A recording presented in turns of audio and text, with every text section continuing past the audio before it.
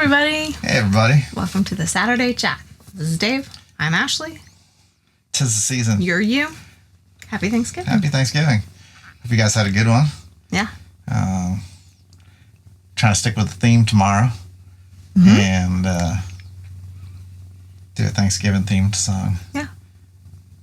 We're grateful for a lot. Yeah. So this song I think is one of the best thank you, like genuine thank you songs. Yeah, you know that it was, I remember it was on the radio when it came out. It was. And we've done, this is makes the second Natalie Merchant song in recent history. Yeah. Mm-hmm. And they might even be off the same album or as consecutive albums possibly. This was in 1998.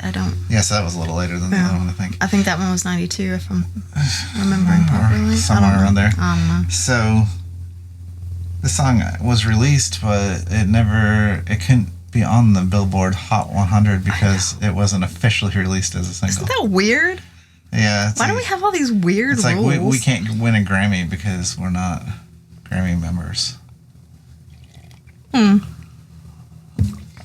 mean, or something like that. Yeah, I get it. I get that you're not part of the club, so you don't get an award from the club. Okay. Cool. But you don't even get acknowledgement from the club. Like, you could be having phenomenal success, and we're not even looking your direction. Hey, but I'm grateful. Yeah. I also am. I had a good Thanksgiving and enjoyed that very much, and grateful for the people that are following us and liking and subscribing and commenting and interacting with us, because it's been a hard year. It's a transitional year for us. Those that don't know, we've made music our full-time thing after a while. At the beginning of the year, we're going to be losing one of our residencies. One of our very favorite venues of all time, because, we've had a lot of experiences with them. So we've walked out a lot of life chapters with them, like in a they've been in our life a lot. Main role. We've been in the residency for 2 years. We've played at the actual venue for probably going on 5 or 6 years. We've made a lot of friends there, and I think that's one of the big things. In Gainsborough. Yep. And unfortunately, they've decided to. Unfortunately for us, fortunately for them, I guess, because they're moving on to a new chapter. But they've decided to sell out to a developer. Yes. So, tough economic times for everybody, I'm sure. But we're moving on to new things, and we're hopefully we'll have new experiences in the new year that will make up for it, and some different experiences. So they are closing on December 22nd. That's a Sunday. We will be playing on that day, and every Sunday leading up to December 22nd from noon to 2. That last day we'll play a little longer. However, if you do wish to come join us out there, be sure to make reservations. Yes, because it's going to be full. Every Sunday has been packed for the past couple weeks. It's going to continue to be full. And we'd love to see you there. We'd love for you to get the chance to experience what a beautiful atmosphere it is, what fantastic food they have, and the amazing staff. So. Also, until the end, we'll be streaming live. For the first hour of our set, For the first hour of our set. For the finale, we'll try to stream more, and we're going to try to document it in other ways as well. So we're grateful for them. We're grateful for them. Yeah, we're grateful for them. It's been a really fun ride with them. Also, we thought it was time. We got a big announcement. We thought it was time for new designs on our merchandise. Yes. So we've been connecting with new people all this year because we haven't been doing the day job. I think we've had a lot more time to invest in it. Less money, more time. So, and it's about to get even less money with the Bull and Thistle closing and the regular that we can count on that. So, we have invested in new merch designs. Yes. We have these beautiful hats, which you're probably going to see all over our social media. So much thanks to Megan Coughing for the beautiful design that we're calling the Roots Guitar. Yeah. So, we're doing a special this weekend only, for next week or until the holidays, but I might talk Dave into extending it a little bit. We're doing a special where you can get this designed hat and a t-shirt. Normally the hat's going to run for about $35, which it's an expensive hat despite its blank, because it's one of the most popular. It's actually one of the most popular hats being produced right now, because it's a kind of a hybrid. It is considered a trucker hat because it's up a little higher. It's trendy. But it's very trendy. People like it a lot. And we've had a lot of good feedback on it already. Yes. And when we do stuff, any of you that have been with us for a while, we like to do it right. We don't want things to fall apart. We want you to enjoy our music, our t-shirts, our hats for a long time.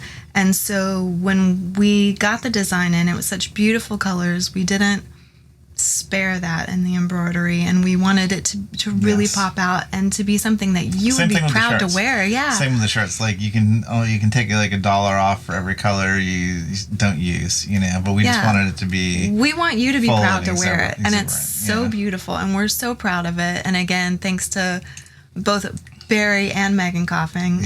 Barry helped with our sort of branding, with some branding exercises, and getting us to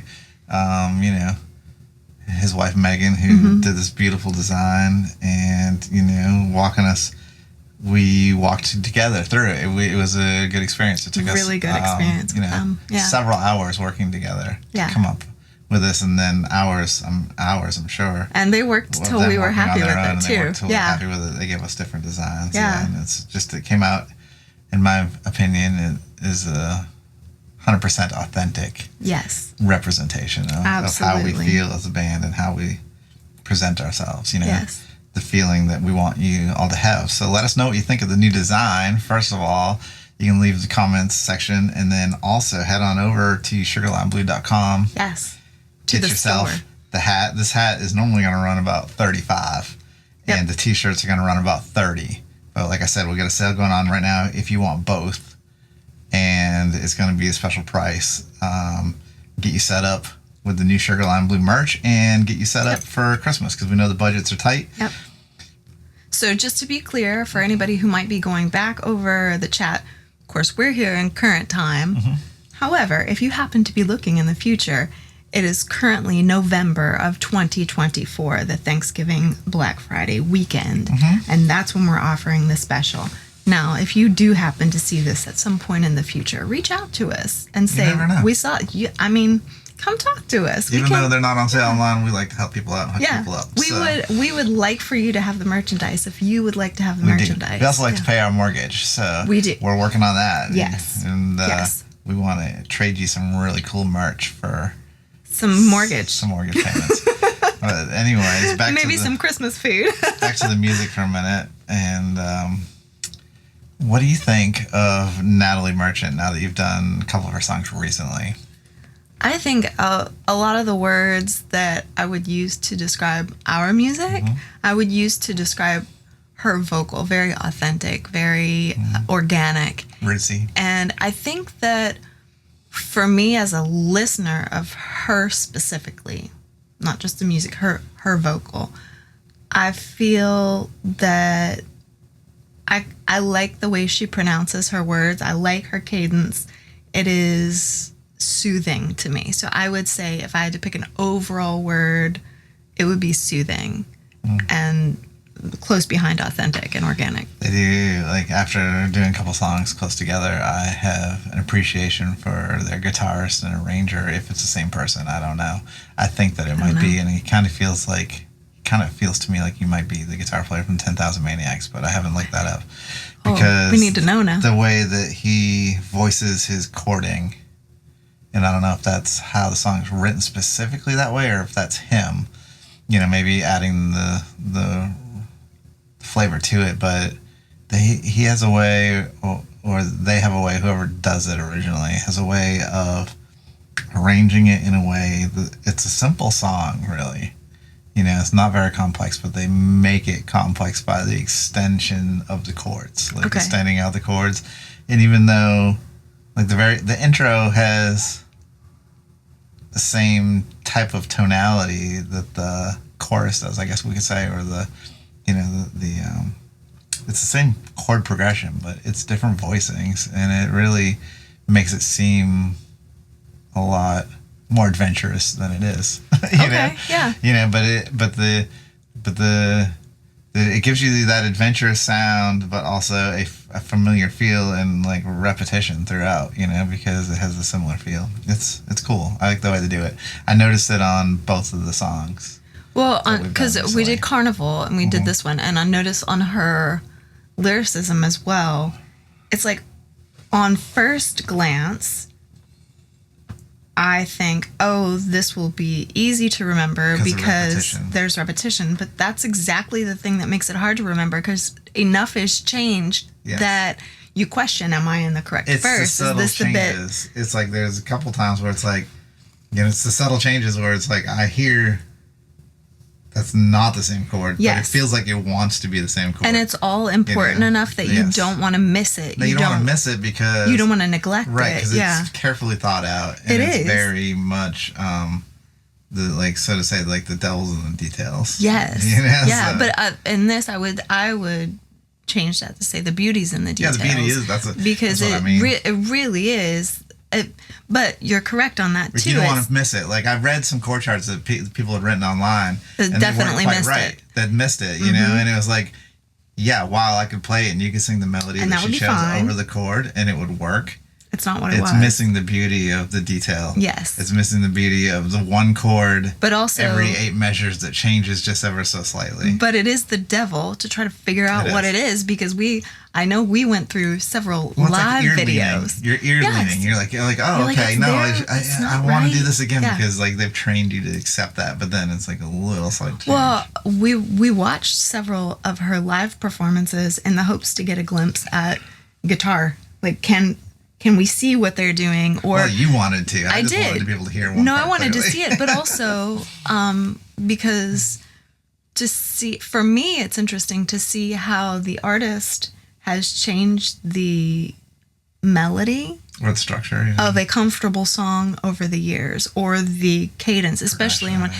So I kind of find where I can work within the parameters of what that artist has already laid the foundation for, but with my own sort of whimsy on it. Yeah. So that's part of the reason I like to listen to the studio version first, and then I like to mostly so we are working off the same foundation, and we're on the same page. And arrangement wise, that's generally what I like to work from. It gives you the I like to work off it first because it gives you like the starting key, so then you can know if the artist changed the key. Yes, and also the starting arrangement, like it's just the beginning. And then when you bring in the live versions, you can kind of sometimes borrow some of the ideas. So much nuance. And because I feel like live music as a performer, that's where it's at. Me too. Being with your crowd and like being in the moment and figuring out how to weave the music around the people that are interacting with it. It's such a beautiful thing. So watching somebody else do that after they've already gotten comfortable with the song, I enjoy to see that. Then I usually go and watch how other people have covered the song, just to see what's on offer, what kind of take have other people taken on it, because number one, I don't want to like use somebody else's thing. Also, you can borrow bits without carbon copying things, so I like that. Well, sometimes it's not even the idea that somebody... Well, it is the idea. It's not even the execution that somebody had. It might be the idea that they had, you know? Right. Well, also, like, you can kind of riff off their idea. So your idea develops... Their idea develops an idea of your own that sparks a completely different thing. Here. Maybe I want to alter the melody, but not that specific. Not that way. Exactly. Or sometimes... especially if I'm very familiar with a song, it's hard for me to deviate off the melody.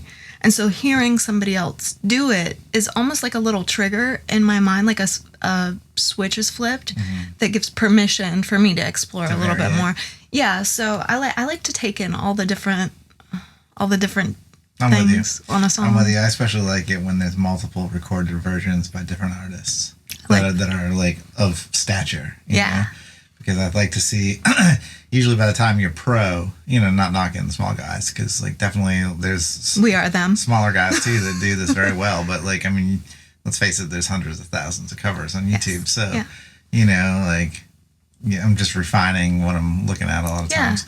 But usually the super pros are going to either do it exactly like the original, which I don't prefer, or they're going to put their own spin on it in such a way that it's going to be entirely different, and then you can start to compare entirely different versions of a song and kind of be like, oh, well, here they did a, 6-5-3-1 walk down, and in this one they just go right from the 6 to the 1, and this one they do this, and you can say, well, I don't like this here, but I could do this here, and I do like that there where they did that, but I didn't really care for that pulled it too far away from me, but this over here, you end up with this hodgepodge of ideas, and then sometimes like you don't, like sometimes we'll do it where we remember the song and we just start playing it and see what comes out, like we did last week in the House of Rising Sun. It was like, that was nobody's version. Nope, it was definitely. And it was just something that we were like, okay, let's just do this is what we're doing. Yeah.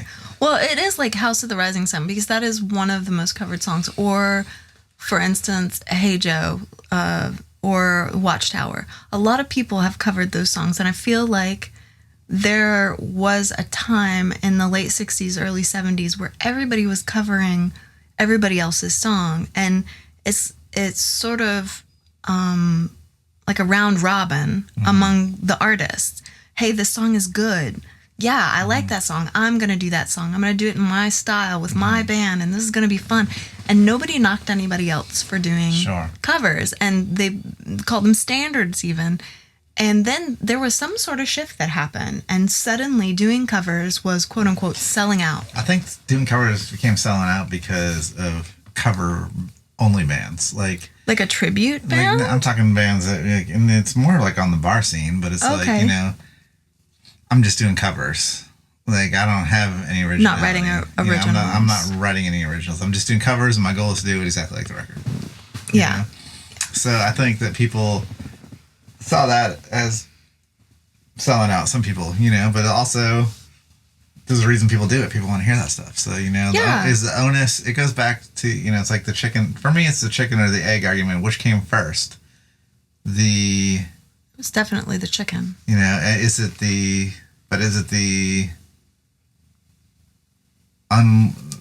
band, like bands gravitating to play covers, or the onus of the listener that wants to hear the cover? That, Well, because if there wasn't a market out there for it, the bands wouldn't exist. People like things that are familiar, and so if you guys come to see our live show, we intermingle, and it's really evenly matched. Cover songs, especially in the cover. It's definitely more original. I mean original, sorry. But we feel like that familiarity is what we want to hand over to the audience, something that feels good and is familiar and is comfortable. And we saddle them up with our originals that they also have that same feel to them. Even if they don't know the song, we've been told over and over again that they feel familiar. Well, and let's face it, I mean, we don't have, especially even on our Sunday Shout Out, we're doing our take of cover songs. We're not really trying to do exact representations of covers. No, that wouldn't make me happy as an artist, to want to do note by note or to hear you do note by note. Now, there are some iconic solos or introductions or whatever that we have talked about and agreed this is the way to do it. Fine line. Yeah. You want to be truthful to the artistic vision in some senses, but not maybe in every sense. But also the songs that we choose, even if they're new to us, the reason that we choose them is they inspire us on some level. And so we want to show you guys listening how this music has inspired us. And by putting our own spin on it, that's one of the ways so that we do that. So how do you, bouncing back one last time to Natalie Merchant, how does she make you feel when you hear her music? Well, you tell me how she makes you feel, and I'll think about it. Okay, I just feel kind of it feels like oddly like a home base to me. Like it's like very familiar feeling. Okay. Even when I haven't heard her songs, it's like it's very. I guess a really good word for it is accessible to me. Mm-hmm. I don't find it offensive in any kind of way. But what is the emotional content? You asked how I feel. Yeah, I'm getting to it. I kind of feel like. It's like a little warm, like I'm like, okay, I'm warm to it. I'm happy about it. Like it makes me kind of want to groove a little bit. Like I'm just like, maybe comforted. Yeah, maybe. Okay. It's kind of groovy. I would say, and this is not an emotion. I don't know maybe you can help me come to the emotion, but a kinship. especially in doing a little bit of research on her songs, I feel like the things that she's saying are really very quite relevant to my own life. And like with Carnival, I get overwhelmed with large crowds of people. So I feel like her poetry and expressing that in Carnival was very here. And her gratitude, I think she expresses it so eloquently and with no minced words, just says thank you. It's funny you said that because, like, so she said in an interview, she said that this song, Kind and Generous. Kind and Generous, yeah. Kind and Generous was born out of her desire to write a song so simple that nobody could misunderstand it.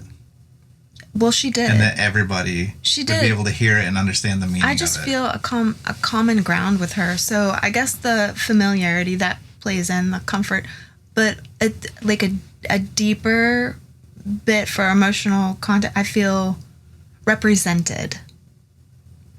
I feel, is that emotional? You feel a kinship. I feel a kinship, but represented, I feel, is a little more on the nose with it. But that's not really you feel emotional. Like she speaks for you. It makes me feel connection. good. So you feel I feel connection. good. Connection. Connection. Yeah. Nice. Yeah. Thanks, Natalie. Let us know how our music makes you feel. Oh, yes. Yeah, and then head over SugarLimeBlue.com. Grab yourself some swag. And we appreciate you. Thank you for being here. Thank you.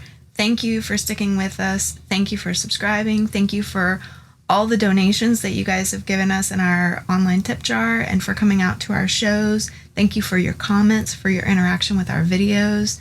Thank you for laughing with our cats and our chicken stories. Just thank you for being here. And we hope as we travel into this holiday season that you all are well and that you're warm and safe. And we'll see you tomorrow with the Sunday Shout Kind and Generous.